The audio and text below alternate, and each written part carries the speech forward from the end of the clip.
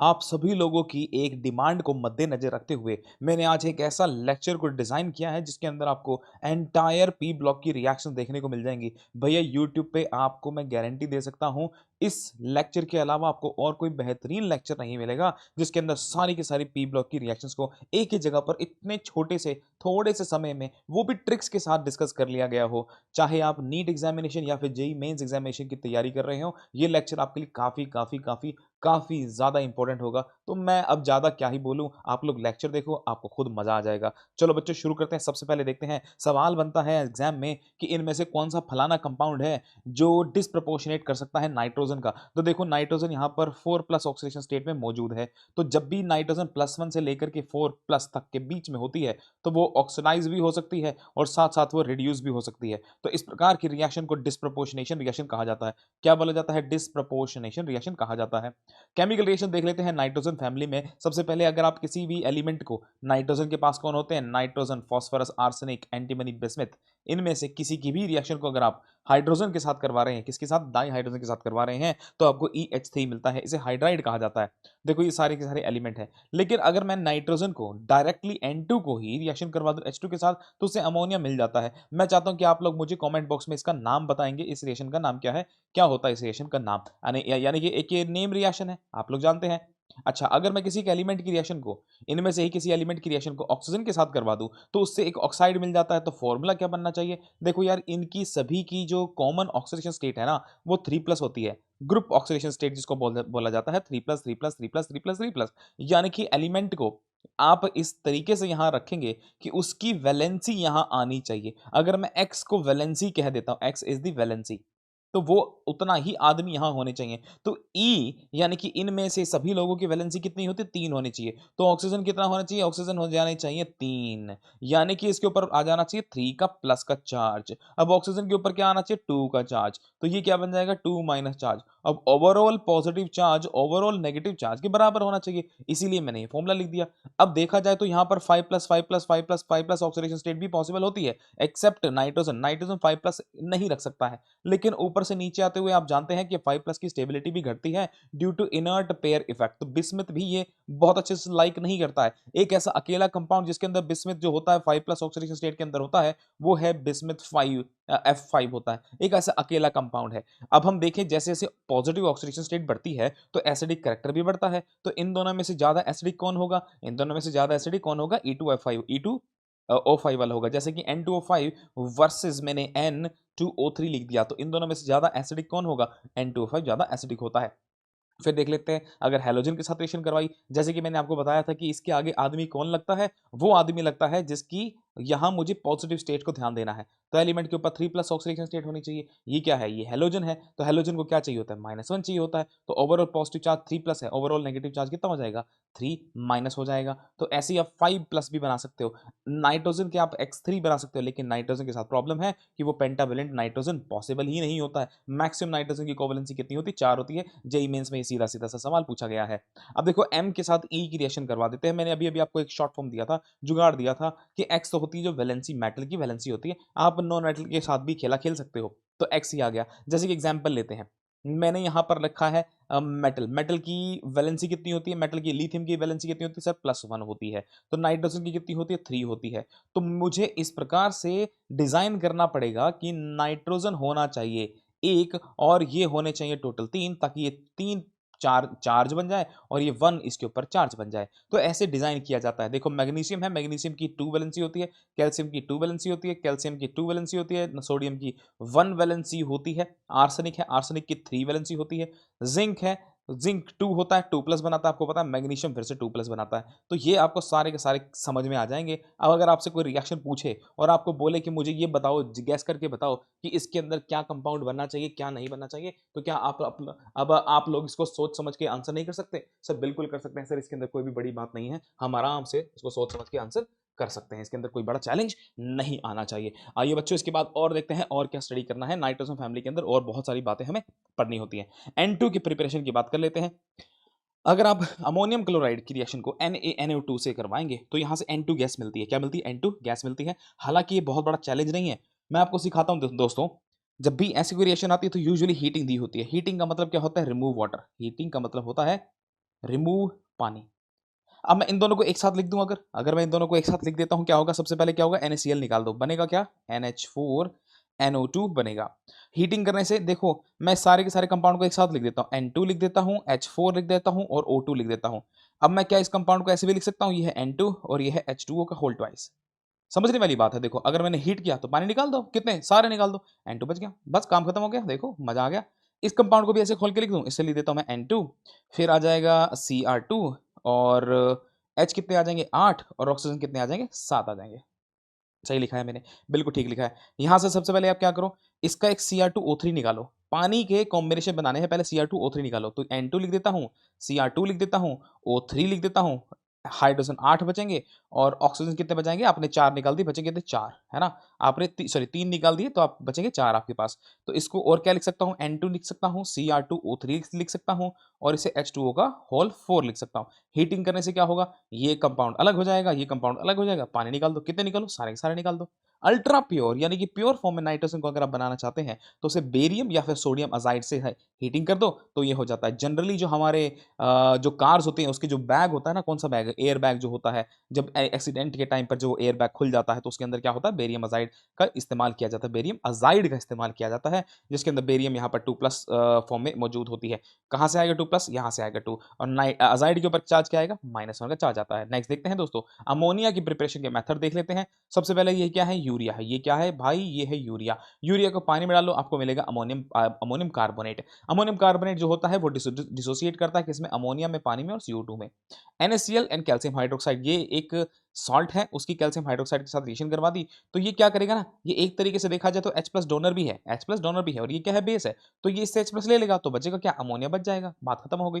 ये एक बार फिर से क्या होगा? ये भी H+ डोनर होगा तो ये क्या है? बेस है, बेस का रिएक्शन करवाएंगे तो अमोनिया निकल आएगा।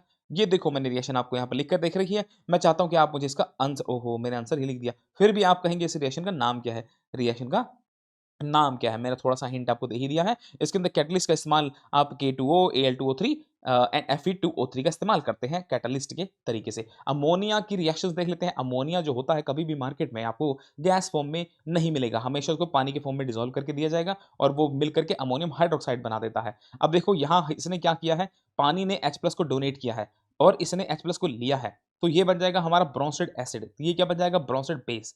ब्रोंसेड बेस। तो मैं क्या ये कह सकता हूँ कि पानी is more acidic than ammonia? Sir simple सी बात है, अगर HO- बनाओगे वर्सेस NH2- बनाओगे, इन दोनों में से ज्यादा स्टेबल तो OH- होता है। तो हाँ, ये पानी यहाँ पर एसिड का काम कर रहा है। बिल्कुल सही बात है सर।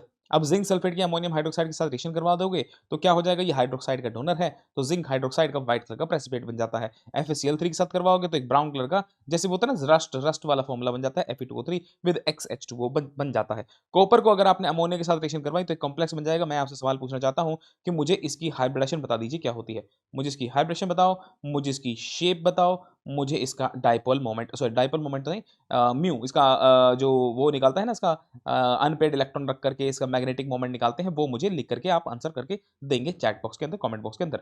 अच्छा, अगर Ag+ और Cl- आपस में मिल जाए तो AgCl के व्हाइट कलर का प्रेसिपिटेट बन जाता है। मेरा आप लोगों से सवाल है कि AgBr का कलर क्या होता है और AgI का कलर क्या होता है? इन दोनों के बारे में मुझे आप आंसर करेंगे। AgCl को अगर आपने अमोनिया से रिएक्शन करवा दी तो यहाँ पर एक लीनियर कॉम्प्लेक्स बन जाता है। लीनियर कॉम्प्लेक्स है तो मुझे इसकी हाइब्रिडेशन बता दो। अब भैया इतने आसान-आसान सवाल पूछ रहा हूँ तो आंसर तो आने ही चाहिए। ये कलरलेस कंपाउंड होता है, सिल्वर का कभी भी कलर नहीं आता है। अमोनियम नाइट्रेट जो है इसे, अब मैंने क्या कहा था? आप N2 को एक साथ लिख लो और H2O को लिखो और O3 लिख लो। लेकिन अब यहाँ पर कॉम्बिनेशन अच्छा नहीं बन रहा है पानी का, 4 है ना, सॉरी हाइड्रोजन 4 है, तो कॉम्बिनेशन अच्छा नहीं बन रहा है। तो हम यहाँ क्या करेंगे? N2O बनाएंगे और H4 रखेंगे और O2 रखेंगे। तो इसको क्या कर सकते हैं? N2O और H2O कितना है? ट्वाइस है। हीट करने से क्या हो जाएगा? पानी निकल जाएगा और बन जाएगा N2O। N2O बन गया है, N2O बन गया है। और N2O मैं आपसे जानना चाहता हूँ कि ये एसिडिक होता है, बेसिक होता है या न्यूट्रल होता है? मुझे इसके बारे में आप आंसर करेंगे, एसिडिक है या ये बेसिक है या ये न्यूट्रल है या फिर ये एम्फोटेरिक है? मुझे इसके बारे में आप आंसर करके बताएंगे चैट बॉक्स के अंदर, कमेंट बॉक्स के अंदर। इतनी मेहनत मैं कर रहा हूं तो आप लोगों को भी करनी है, इसीलिए मैं आपको लेक्चर देने में थोड़ा सा समय ले रहा हूं, क्योंकि आप लोगों की जो पर्टिकुलर डिमांड थी उसको डिजाइन करने में भी समय लगता है। NaNO3 और H2SO4, देखो बच्चों ये क्या है? सॉल्ट है। किसका सॉल्ट है? HNO3 का सॉल्ट है। और ये किसका, ये क्या कंपाउंड है? H2SO4 है। अब आप जानते होंगे कि HNO3 में और H2SO4 में, इन दोनों में स्ट्रॉन्गर एसिड कौन है? सर ऑब्वियसली H2SO4 ज्यादा स्ट्रॉन्ग है।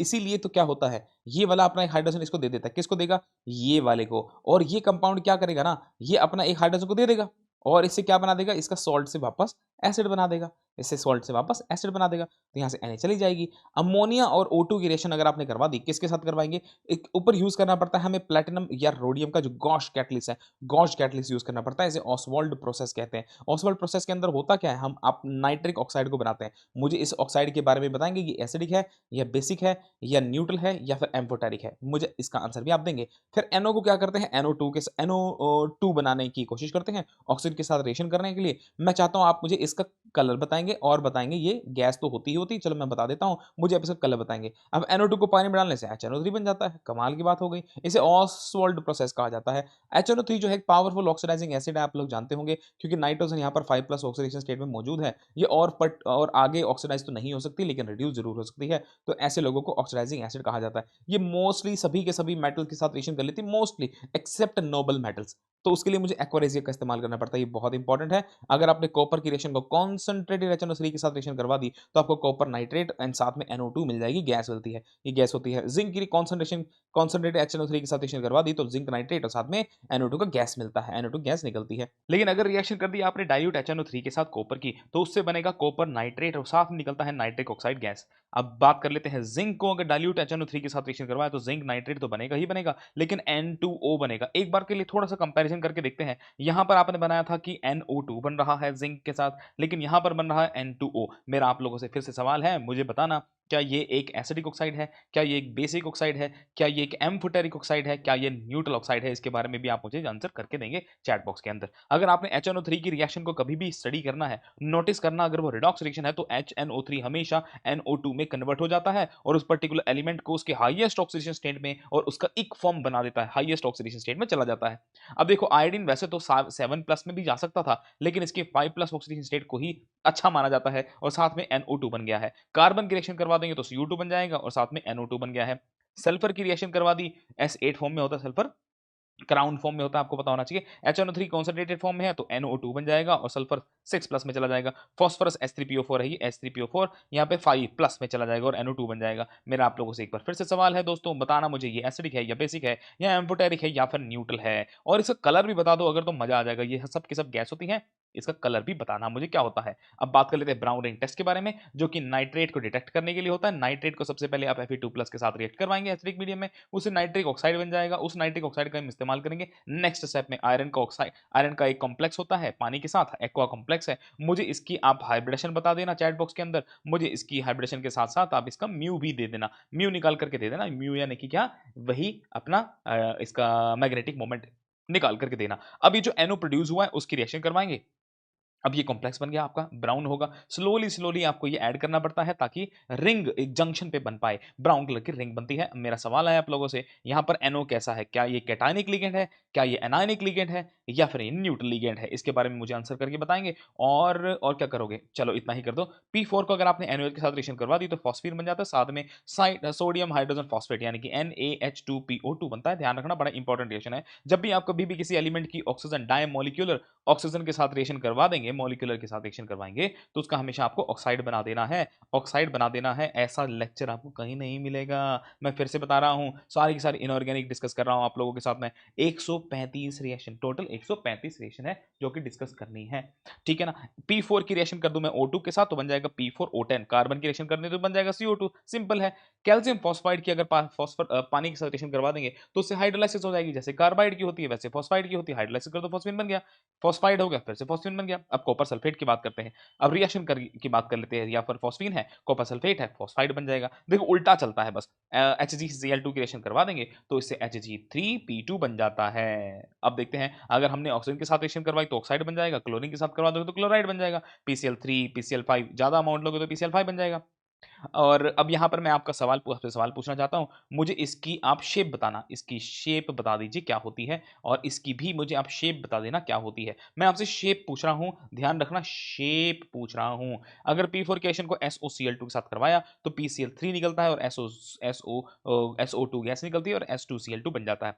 P4 के रिएक्शन को अगर मैंने SO2Cl2 से करवाया, जरा इसका और जरा इसका दोनों का नाम तो लिख करके बता देना चैट बॉक्स में। दोनों अलग अलग कंपाउंड है ना, यहाँ पर PCl5 और SO2 गैस निकलती है। निकलती है। अब कुछ और देख लेते हैं, जब भी आप ऑक्सीडेशन स्टेट ऑफ फास्फोरस की बात करना चाहेंगे, वो हाइड्रोलाइसिस के टाइम पर कभी भी चेंज नहीं होती है, छोटे-छोटे जुगाड़ है। PCl3 यहाँ पर 3+ है, कंपाउंड उसका बना दो हाइड्रोलाइसिस के बाद पानी वाला, इसका कॉम्बिनेशन बना दो, कंपाउंड बना दो, 3+ आ गया। यहाँ पर 5+ है, तो POCl3 बना दो, 5+ वाला कंपाउंड बना दो, उसका सिंपल सी बात है। POCl3 की फर्दर रिएक्शन करेंगे तो क्या बन जाएगा? H3PO4 बन जाएगा। ये बन गया ना, देखो आप यहाँ से डायरेक्टली ये भी तो आंसर कर सकते थे। अब ये तो बीच में रुका है, यहाँ पर POCl3 में रुका है, ये कंपाउंड आंसर आ जाता है, ये वाला बन जाएगा। बस आपको क्या करना है, पानी ऐड करना है, फास्फोरस को उसकी सेम ऑक्सीडेशन स्टेट में कन्वर्ट कर देना है। अब ये तो ऑर्गेनिक केमिस्ट्री में आपने सीखा ही है, क्या है PCl3 हो या PCl3 हो या 5 हो, दोनों ही ऑर्गेनिक कंपाउंड को हैलाइड डेरिवेटिव में कन्वर्ट कर देते हैं। जैसे कि PCl3 है, एसिड डाला तो उसका एसिड हैलाइड बन जाएगा। अगर अल्कोहल लिया तो उसका अल्काइल हैलाइड बन जाएगा। अल्कोहल लिया चाहे PCl5 ले लो तो उससे भी क्या बन जाएगा, आपका एसिड हैलाइड बन जाएगा। अब इन दोनों की रिएक्शंस को आपको समझ में आ रहा होगा कि यहाँ पर मेरे पास फास्फोरस 3+ में थी, तो हाइड्रोलाइसिस ही हो रही है एक तरीके से, तो मुझे इसके इसी सेम ऑक्सीडेशन स्टेट कंपाउंड में छोड़ना है। इसको 5+ वाले 5+ को उसी सेम ऑक्सीडेशन स्टेट में छोड़ना है। अब ये देखो एसिड है, एसिड की PCl5 से रिएक्शन करवा दी, तो वही है ऊपर वाला जैसे मैंने लिखा PCl3 के साथ भी और PCl5 के साथ भी रिएक्शन की जा सकती है। मेरा एक सवाल है आप लोगों से कि PCl5 को अगर मैं हीट करता हूँ तो उससे मुझे PCl3 और साथ में Cl2 गैस निकलते हुए नजर आता है। ये कौन सी Cl, ये कौन सी 2 Cl है जो टूटी है? 2 Cl टूटी है ना, कौन सी 2 टूटी है? ये एक्सियल वाली टूटी है या फिर इक्वेटोरियल वाली टूटी है? अगर मैंने सिल्वर की रिएक्शन PCl5 से करवा दी तो CaGCl बनता है, PCl3 बनता है। टिन की करवा देंगे तो SnCl4 बनता है, ये +1 में आएगा, ये +4 में आएगा। और H3PO3 को अगर आपने हीट कर दिया तो ये H3PO4 और साथ में फॉस्फेट गैस बना देता है। छोटी-छोटी रिएक्शंस हैं। अब बात कर लेते हैं ऑक्सीजन फैमिली की, जिसके अंदर मेरे को सबसे पहले method of preparation of oxygen देखना है। KClO3 को अगर मैंने MnO2 एक कैटलिस्ट के तरीके से यूज किया जाता है।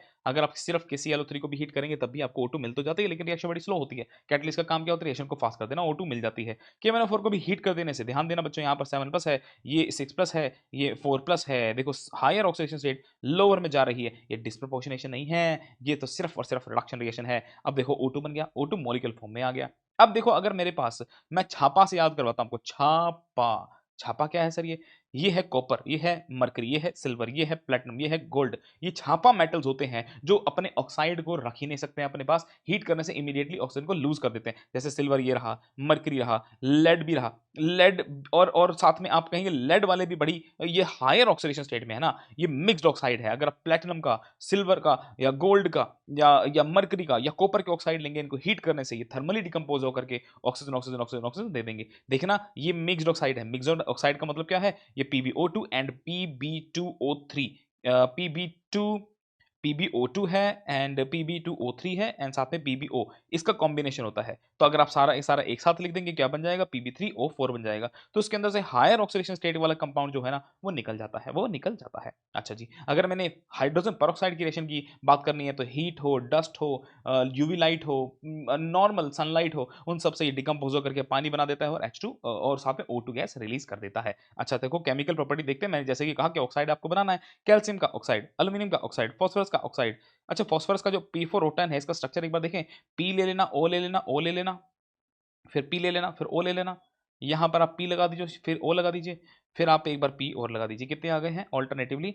1 2 3 4, 1 2 3 4 आ गए। अब इन दोनों को एक साथ कनेक्ट कर दो यहाँ पे, इन दोनों को एक साथ यहाँ पे कनेक्ट कर दो और अब ये बन गया आपका P4O6 कंपाउंड है। लेकिन अगर आप P4O10 बनाना चाहते हैं तो सब फास्फोरस पे double bond O, double bond O, double bond O लगा दो। ये बन जाएगा आपका P4O10 कंपाउंड बन जाएगा। बात समझ में आपको आ गई होगी। CO2 बना दो, जिंक ऑक्साइड बना दो, कार्बन का आपको पता है ये तो कंबशन रिएक्शन है, CO2 बना दो, सल्फर का SO3 बना दो, HCl के साथ रिएक्शन करवा देंगे तो Cl2 बन जाती है। मुझे इस रिएक्शन का नाम बता देना, मुझे इस रिएक्शन का नाम बता दो। नेक्स्ट देखते हैं दोस्तों, नेक्स्ट नेक्स्ट नेक्स्ट देखते हैं। अगर आपके पास कभी भी ऑक्सीडाइजिंग ऑक्सीडाइजिंग रिएजेंट की बात की जाए, एक एलिमेंट है, अगर वो एलिमेंट नेगेटिव स्टेट में है, प्रेजेंट है, और अगर आप ऑक्सीडाइजिंग एजेंट के साथ रिएक्शन करवाएंगे तो आप हमेशा क्या करना, उसको नेगेटिव से उसे जीरो ऑक्सीडेशन स्टेट में ले जाना। अब देखो नेगेटिव क्या है, आयोडीन -1 में है, KMnO4 ऑक्सीडाइजिंग एजेंट है तो उसके जीरो फॉर्म में I2 जानता हूं मैं, तो -2 स्टेट में है मैं तो जीरो जानता हूं, -1 में है मैं तो जीरो ऐसे जानता हूं। बात देखो, जुगाड़ देखो भाई।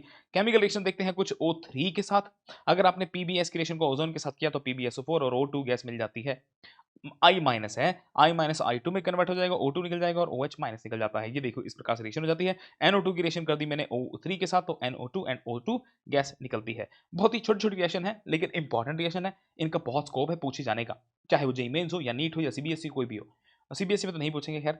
सल्फर ऑक्सीजन के साथ SO2 बना देना है, SO3 है, 2 माइनस है, ऑक्सीडाइजिंग ये मैं क्या कर रहा हूँ, SO2 की प्रिपरेशन की बात कर रहा हूँ। SO3 2 माइनस है, एसिड डालो, क्या बन जाएगा, ये बन जाएगा आपका H2SO3 बन जाएगा। लेकिन हीट करने से ये H2O और SO2 में कन्वर्ट हो जाता है। क्यों सर? पानी निकाल दो ना यार, ये H2O साथ में SO2 ऐसा कॉम्बिनेशन है, पानी निकाल दो। ये बन गया आपका FeS2, FeS2O2 के साथ रिएक्शन करवा देंगे तो क्या बन जाने वाला है, Fe2O3 बन जाएगा और SO2 गैस निकल आती है। सर इसकी कुछ केमिकल प्रॉपर्टी देखें, SO2 और H2O को मिक्स करेंगे तो क्या बन जाएगा? अरे ये जो तोड़ करके हीट करके निकाला था, इनसे वापस कर दो, ये बन जाएगी H2SO3 बन जाएगा।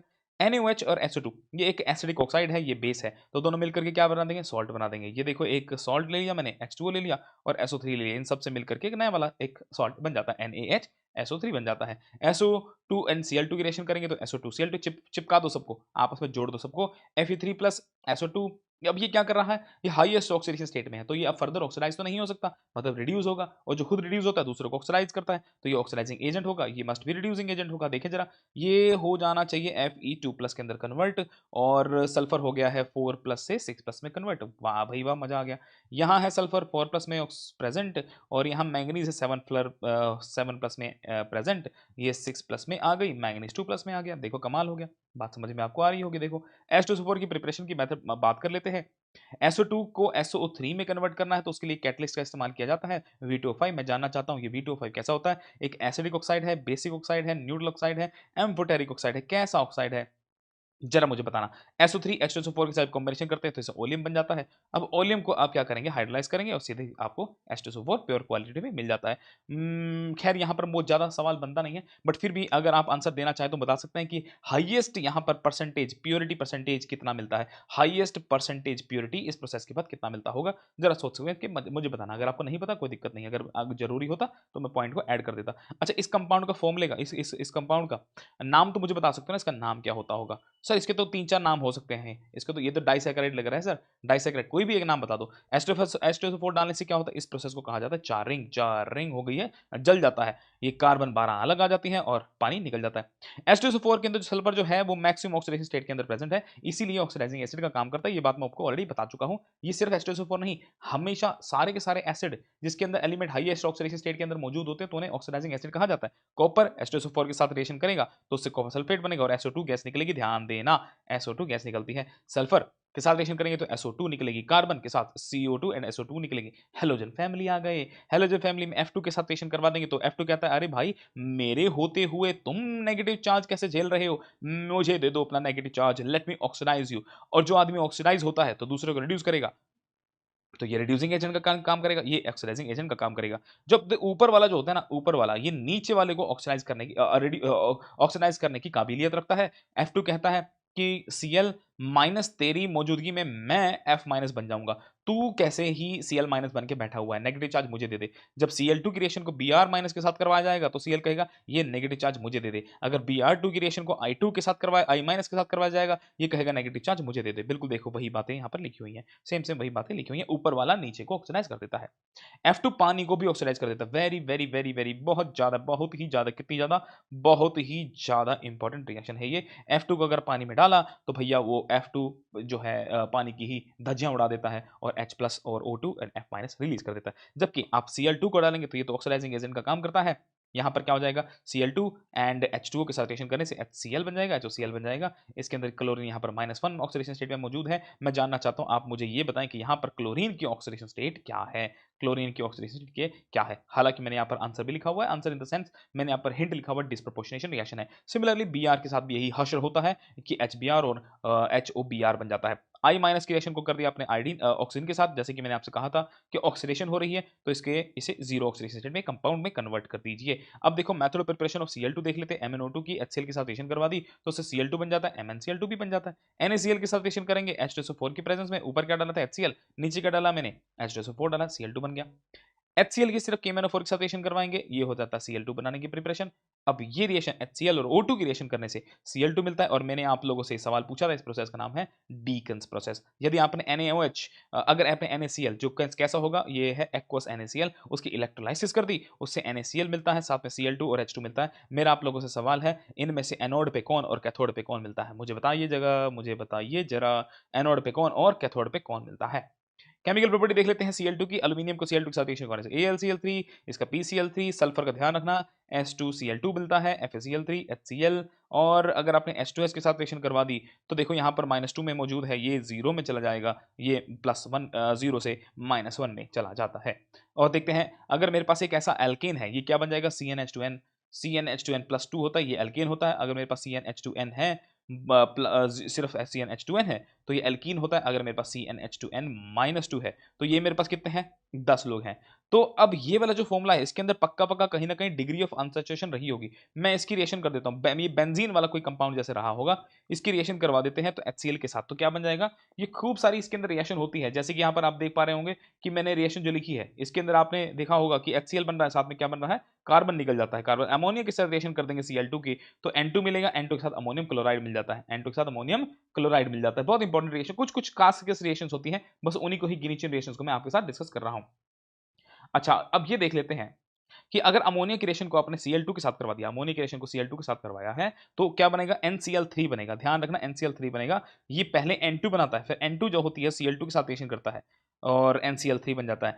NCl3 हो, NBr3 हो, Ni3 हो, इन सब में, और NF3 हो, इन सब में सबसे स्टेबल कंपाउंड NF3 है, बाकी सारे अनस्टेबल हैं, और ये तो इंस्टेंटली डिकम्पोज हो जाता है। अगर इसके ऊपर एक मच्छर भी लैंड कर जाए आकर के, मच्छर आकर के जरा सा बैठ जाए, इतना भी इसके ऊपर बोझ नहीं सहा जा सकता है। ये इंस्टेंटली डिकम्पोज कर जाता है, डिकम्पोज कर जाता है, एक्सप्लोड करता है, एक्सप्लोड बूम बूम करता है। अगर आपने Cl2 के रिएक्शन को करवा दिया कोल्ड एंड डाइल्यूट NaOH के साथ, तो आपको इससे वही है, वही होगा जैसे कि अभी पीछे आपने देखा था ना। ये देखो कहाँ, यहाँ पर मैंने आपको दिखाया था कि ये रहा, HCl और HOCl बना है। अब H की प्लेस पर आप क्या लगा देंगे, सिर्फ Na लगा देंगे, बाकी सारी सिचुएशन एकदम सेम चलेगी। तो यहाँ पे मैंने आपको HCl और HOCl की बात बताई थी। अब बस आप यहाँ देखिए कि H की बजाय पर यहाँ पर सोडियम आ चुका है। अगर हॉट एंड कॉन्सेंट्रेटेड की रिएक्शन करवाएंगे तो ये NaCl तो बन ही रहा है, ये NaOCl की बजाय Na होना चाहिए था। Na लिखेंगे, NaClO3 बन जाएगा। क्या बन जाएगा, NaClO3 बन जाएगा। मुझे बताना कि यहाँ पर दोनों में ऑक्सीडेशन स्टेट में क्या फर्क है। इसकी ऑक्सीडेशन स्टेट क्लोरीन की यहाँ पर क्या है, यहाँ पर ऑक्सीडेशन स्टेट क्लोरीन की क्या है। मुझे दोनों आंसर आप करके देंगे। कैल्शियम हाइड्रोक्साइड की Cl2 के साथ रिएक्शन करवा देंगे तो ब्लीचिंग पाउडर मिलता है। हालांकि ये ब्लीचिंग पाउडर का अकेला फॉर्मूला नहीं है, bleaching powder is very very very very complex. Bleaching powder के अंदर CaCl2 भी होता है, ब्लीचिंग पाउडर के अंदर CaCl2 भी होता है, ब्लीचिंग पाउडर के अंदर Cl2 भी होता है, 2 बाहर है, और साथ में 2 पानी भी होते हैं। ब्लीचिंग पाउडर का फुल फॉर्मूला ये होता है। अब देखो ये रिएक्शन हम जानते हैं, एल्केन के ऊपर आपने Cl2 की रिएक्शन करवा दी तो उससे फोटोकेमिकल रिएक्शन हो जाती है। एल्कीन के ऊपर भी रिएक्शन कर दी तो भी रिएक्शन हो जाती है, रूम टेम्परेचर पे रिएक्शन करते हैं तो। यहाँ पर हम और भी दूसरी तरीके से रिएक्शन कर सकते हैं। यहाँ पर हालाँकि एडिशन भी कर सकते थे। आप ये भी कह सकते थे कि सर C2H2 है ना, तो ये तो डबल बॉन्ड होगा, तो एंटी एडिशन भी कर सकते थे। हाँ, वो बात भी सच है। वो बात भी की जा सकती है। अगर आपने ऐसा करना है तो इसके ऊपर भी Cl और इसके ऊपर भी Cl, और बहुत सारे प्रोडक्ट पॉसिबल हो सकते हैं। अब FeSO4 की रिएक्शन को H2SO4 के साथ रिएक्शन करवाते हैं तो Fe2SO4 होल थ्राइस बन जाता है। ये कंपाउंड आपको H2SO4 की प्रेजेंस में मिलता है। अब देखो, जब भी मैं एक जुगाड़ दे रहा हूँ, अगर आप कभी भी पी ब्लॉक की रिएक्शन को कर रहे हैं, तो पी ब्लॉक की जब ऑक्सीडेशन करनी है तो आप उसे बाय 2 यूनिट बढ़ाएंगे, और डी ब्लॉक की अगर ऑक्सीडेशन करनी है तो उसे आप क्या करेंगे, 1 यूनिट से बढ़ाएंगे। तो देखो यहाँ पर क्या था, Fe2 था, तो मैंने 1 से बढ़ा दिया, 3 प्लस कर दिया। यहाँ पर सल्फर क्या है, सल्फर यहाँ पे है 4 प्लस में मौजूद, 4 प्लस है, मैंने 6 प्लस में कर दिया। सल्फर यहाँ पे 4 प्लस में है, 4 प्लस है, 6 प्लस में कर दिया। यहाँ पर अब ये देखो Cl2 जो था वो 0 में था, तो मैंने उसको -1 में किया। मुझे ऑक्सीडेशन किसकी करनी है, उसका ध्यान रखना, जिसकी ऑक्सीडेशन करनी है। मैंने उसकी ऑक्सीडेशन करी कितने से, बाय 2 यूनिट। इसकी ऑक्सीडेशन की बाय 2 यूनिट, इसकी ऑक्सीडेशन की बाय 1 यूनिट। बात आपको समझ में आ रही होगी। आयोडीन और Cl2 की रिएक्शन कर देते हैं तो इससे HiO3 मिलता है, in the presence of water, in the presence of water मिलता है। अब हाइड्रोजन क्लोराइड की प्रिपरेशन की बात करते हैं। NaCl को H2SO4 की प्रेजेंस में 420, मैं इसको 420 रिएक्शन बोलता हूँ, 420 ही है। NaHSO4 मिलता है, मुझे इसका नाम बता देना चैट बॉक्स के अंदर, इसका नाम क्या होता है। उसी NaHSO4 की रिएक्शन को NaCl की मौजूदगी में रिएक्शन कर देते हैं तो क्या होता है, 823 केल्विन पे Na2SO4 मिल जाता है। बेसिकली सारी की सारी हाइड्रोजन जो होती हैं वो रिप्लेस हो जाती हैं। अब आप सोच रहे होंगे कि सर इतना मुश्किल होता है क्या एक एक H को निकालना। हाँ भाई, बिल्कुल डाइप्रोटिक एसिड है। गोल्ड की रिएक्शन को अगर आपने कर दिया किसकी प्रेजेंस में, ये रिएक्शन की जाती है एक्वा रेजिया की प्रेजेंस में। एक्वा रेजिया, एक्वा रेजिया की प्रेजेंस में। मैं आपसे जानना चाहता हूं कि इसके अंदर HCl और HNO3 जो होता है, इसकी रेशियो कितनी होती है। क्या इसकी रेशियो ऑप्शन नंबर ए 1:3 होती है, या ऑप्शन नंबर बी 3:1 होती है। मुझे आप आंसर करके बताएंगे। गोल्ड क्या करेगा, AuCl 4 माइनस करेगा, गोल्ड यहाँ पर 3 प्लस में चला जाता है और यहाँ पे प्लैटिनम जो है वो 4 प्लस में चला जाता है, ऑक्सीडेशन हो जाती है। Na2CO3 की रिएक्शन को अगर HCl से कर दिया है, मैंने जैसे कि आपसे कहा था ये स्ट्रॉन्ग एसिड है तो इसको अपन H दे देगा और H2CO3 बनाएगा, लेकिन H2CO3 जो होता है वो वीक होता है, वो CO2 और H2 में टूट जाता है। सिमिलरली इस कंपाउंड का भी वही हश्र होगा, इस कंपाउंड का H2SO3 बनेगा और H2SO3 भी जो स्टेबल नहीं होता H2O और SO3 में कन्वर्ट हो जाता है। इंटरहैलोजन कंपाउंड क्या होता है? इंटरहैलोजन कंपाउंड का मतलब होता है XX डैश, एक X दूसरे X के साथ रहता है। अब तुम्हारी X अगर किसी और के X के साथ रहेगी तो वो इंटरहैलोजन हो जाएगा ना। अरे बाप रे बाप। Cl2 और F2 की रिएक्शन कर दी तो ClF बन जाएगा। I2 की रिएक्शन कर दी मैंने Cl2 के साथ तो हाँ बनना तो चाहिए था ICl, लेकिन मैंने ज्यादा डाला है Cl को तो ICl3 बन जाएगा। ध्यान रखना सेंट्रल एटम मोटी और साइड एटम छोटी होनी चाहिए। सेंट्रल एटम मोटी और साइड एटम छोटी होनी चाहिए। क्या होनी चाहिए? छोटी होनी चाहिए। Br2 एंड F2 की रिएक्शन कर दी, देखो साइड एटम छोटी है, ICl2 साइड एटम छोटी है। अगर आप ज्यादा अमाउंट डालोगे तो ICl3 बनेगा, कम डालोगे तो ICl3 बनेगा। अब देखो बाहर वाली ज्यादा अमाउंट डाला है तो BrF5 बन गया। अगर इनकी हाइड्रोलाइसिस करनी है, तो ये जो बाहर वाली है XX डैश है, एक को आपको H देना है, दूसरे को आपको OH देना है। वो आप अंदाजा लगा सकते हैं कि छोटी को क्या देना है, मोटी को क्या देना है। अब देखते हैं कुछ और बची कुछ रिएक्शन, बस अब यहाँ पर मैं इस लेक्चर को एंड करूंगा। इनर्ट गैस जो होते हैं, पहला इनर्ट गैस का जो नॉर्मल गैस का जो कंपाउंड था वो था O2PTF6। ये कंपाउंड बनाया गया था। अगर आपको नाम है किस आदमी ने ये कंपाउंड बनाया था तो जरूर चैट बॉक्स के अंदर मुझे लिख करके बताना। Xg की F2 के साथ रिएक्शन करवा देंगे तो आपको XgF2 मिल जाएगा। अगर आपने थोड़ा सा और F2 डाला तो उससे XgF2 बन जाएगा, तो XgF4 बन जाता है। अगर आपने और ज़्यादा F2 डाला है, तो उससे XgF4 बन जाता है। अब ये जो है ना, आप ये कह सकते हैं कि मैंने XgF3 है तो इसको Xg6 बनाएँगे, ठीक है ना? ये वाला जो है इसमें ज़ीनोन को मुझे एक्सेस में लेना पड़ता है, और F2 आ गया। यहाँ पर जो रेशियो लेनी पड़ती है, ये लेनी पड़ती है 1:5 की रेशियो लेनी पड़ती है और आपका कंपाउंड बन जाएगा XgF4। ये रिएक्शन जो मैंने आपको लिखी है ये होती है 1:20 रिएक्शन। कितनी होती है? 1:20 रेशियो में ये रिएक्शन करनी पड़ती है। इससे आपको क्या मिल जाएगा? ये हो जाएगा XgF2 का एक मैंने कंपाउंड लिख दिया है आप लोगों के लिए, XgF4 का लिख दिया है, XgF6 का लिख दिया। एक रिएक्शन इसके अंदर फालतू आ गई है। इस रिएक्शन को मैं यहाँ से अगर हटा दूँ तो ठीक चल जाएगा काम, ये फालतू हो गई है। मैं वही सोच रहा था कि 4 रिएक्शन मैंने 3 कंपाउंड लिखे हैं तो एक एक्स्ट्रा कैसे आ सकता है? XgF2, XgF4, XgF6। इसके अंदर ज़ीनोन को एक्सेस लेते हैं। ध्यान रखिएगा जो मैंने करेक्शन की है 1:5, ये होता है 1:20 रेशियो में। अगर आप हाइड्रोलाइसिस करना चाहेंगे तो ज़ीनोन को एज इट इज़ आप रिप्रोड्यूस कर देंगे और HF बन जाएगा और O2 गैस निकलती है। अगर आप XgF4 की हाइड्रोलाइसिस करते हैं तो ज़ीनोन तो वापस मिलता ही है, HF भी मिलता है और O2 गैस भी मिलती है। देखो सिमिलर से प्रोडक्ट आ रहे हैं, सिमिलर सा ही रिजल्ट आ रहा है। लेकिन XgF6 की रिएक्शन करेंगे तो XgO3 मिलता है और HF मिलता है। ये था बच्चों सारा का सारा पी ब्लॉक। आनंद आया या नहीं आया मुझे चैट बॉक्स में बताना। अगर इसके अलावा आपको पी ब्लॉक तंग करता है तो मुझे चैट बॉक्स में लिख करके बता देना, उसका भी निवारण निकालेंगे बाबा। आज के लिए इतना ही रखते हैं, अलविदा।